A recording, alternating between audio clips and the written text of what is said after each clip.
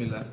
Apa tadi yang telah disampaikan oleh saudara kita Ustaz Idrus Ramli tentang bolehnya bid'ah hasanah, kita sepakat kembali kepada dalil kullu bid'atin dhalalah. Semua bid'ah adalah sesat.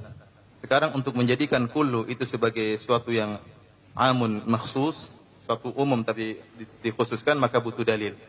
Kalau tidak ada dalil, maka hukum asal bahwasanya kullu adalah memberi faedah apa? Keumuman.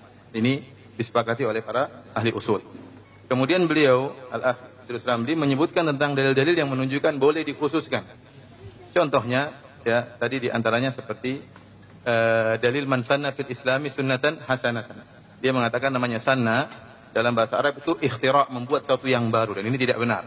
Karena telah disebutkan oleh Al-Azhari, salah seorang ulama Syafi'iyah besar, ahli lughah, yang hidup pada tahun abad keempat, wafat 370 kalau tidak salah, dalam kitabnya Tahdzibul Lughah menyebutkan bahwasanya makna sanna bukan artinya menciptakan, tapi memulai. Ya, man ibtada al-amra, ya barang siapa yang mulai suatu perkara, ya kemudian fatabi'ahu ghairuhu, diikuti oleh orang selanjutnya. Ini disebut dengan apa? Sanna, ya. Oleh karenanya kalau kita lihat dari konteks hadis tersebut, kenapa Rasulullah SAW mengatakan barang siapa yang memulai man sanna fil Islam sunnah hasanah?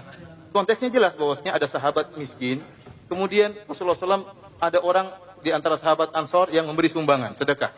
Sekarang saya tanya, sedekah itu bid'ah atau bukan? Sedekah bukan bid'ah. Tetapi dia yang mulai, akhirnya diikuti oleh para sahabat yang lain. Maka sana tidak ada dalam bahasa Arab, artinya harus ikhtira', harus menciptakan. Ini tidak benar dalam bahasa Arab, dan saya sudah katakan, yang ini saya nukil dari perkataan Al-Azhari, ulama dari madhab Syafi'iyah, yang termasuk banyak orang para ahli lughah yang menukil dari Azhari tersebut. Ya.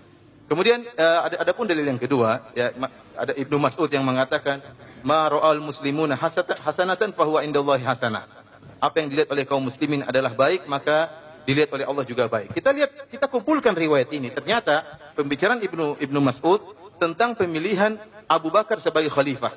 Abu Bakar sebagai khalifah. Tatkala itu para sahabat sepakat bahwasanya Abu Bakar adalah khalifah. Sehingga Ibnu Mas'ud mengatakan bahwasanya apa yang dikatakan dilihat oleh kaum muslimin, yaitu para sahabat sebagai kebaikan, maka itu kebaikan. Karenanya banyak ulama yang menyebutkan hadis ini untuk masalah ijma'. Ijma' ulama. Jika ulama semua sepakat, bukan sebagian orang berpendapat ini baik kemudian diikuti. Karena kalau kata Ibnu Hazm rahimahullah, kalau kita artikan muslimin di sini ba'dul muslimin, apa yang dilihat oleh sebagian muslimin itu baik, maka kita akan diperintahkan oleh Allah dengan dua yang kontradiktif. Kenapa? Karena bid'ah selalu begitu, ada yang memandang baik, ada yang memandang buruk. Ada yang memandang baik, ada yang memandang buruk. Kalau gitu kita ikut pandangan yang mana?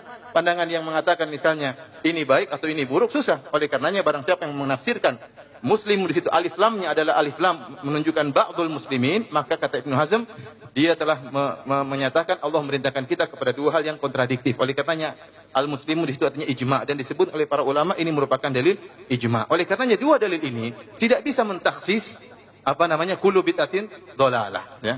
Adapun ayat-ayat yang disebutkan semuanya kalau ada dalil mentaksis maka silakan tafadhal. Namun jika tidak ada dalil mentaksis maka kembali kepada keumuman. Adapun perkataan Idrus Ramli tentang perkataan nikmatul bid'atu hadhihi, bahwasanya Umar demikian makin tidak benar karena dipahami oleh Ibnu Hajar Al-Haytami, salah seorang besar mazhab Syafi'i setelah zaman Imam Nawawi, dia muhaqqiq mazhab Syafi'i. Dia mengatakan bahwasanya perkataan Umar bin Khattab adalah bid'ah lughawiyah dalam kitabnya Fatwa. Habis.